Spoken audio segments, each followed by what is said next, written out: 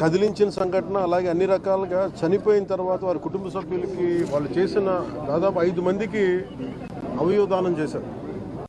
అది మనస్ఫూర్తిగా వాళ్ళందరికీ నేను చేతులెత్తి మొక్కుతున్నాను.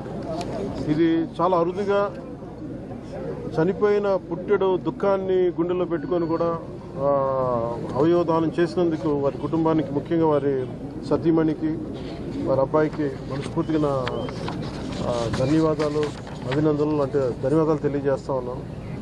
అభినందనలు దేనికి అని అంటే, పుట్టెడు దుఃఖం మనసులో పెట్టుకొని కూడా ఎదురుగా మన తండ్రి,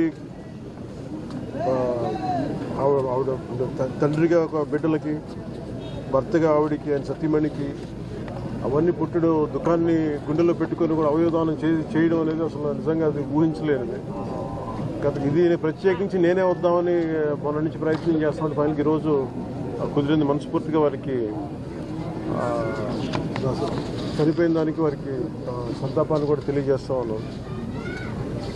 అలాగే హైదరాబాద్లో అకౌంటెంట్గా ఉద్యోగం చేస్తూ కుటుంబం కోసం మళ్ళీ ఇక్కడికి వచ్చి ఇక్కడ స్థిరపడినందుకు ప్రభుత్వం తరఫు నుంచి కూడా మేము ఆదుకుంటామని తెలియజేస్తున్నాం. ఎమ్మెల్యే గారు ఎమ్మెల్యే గారికి కూడా మనస్ఫూర్తిగా నా ధన్యవాదాలు తెలుపుకుంటాను. వారి కుటుంబానికి అండగా నిలబడినందుకు. అలాగే కష్ట సమయంలో ఇంక 2-3 సమస్యలు ప్రస్తావించారు. వాటికి కూడా కలెక్టర్ గారితో, ఆర్డీవీ గారితో మాట్లాడి ఖచ్చితంగా సహకరిస్తామని చెప్పారు. భవిష్యత్తులో కూడా పాపకి ప్రత్యేకించి శ్రవణం లేదంటే 2 డెఫ్ అండ్ డమ్ కూడా ప్రత్యేకమైన పరిస్థితుల్లో ఉన్న పాప. అందుకే నేనేమన్నానంటే టీటీడీ శ్రవణం అనే ఒక ప్రాజెక్ట్ ఉంది. దాని ద్వారా కూడా తిరిగి చాలాసార్లు 2-3 సందర్భాలు నేను నా దృష్టికి వచ్చిన తర్వాత కొన్ని ప్రాంతాల్లో కొంతమంది కూడా చేయించగలిగాం.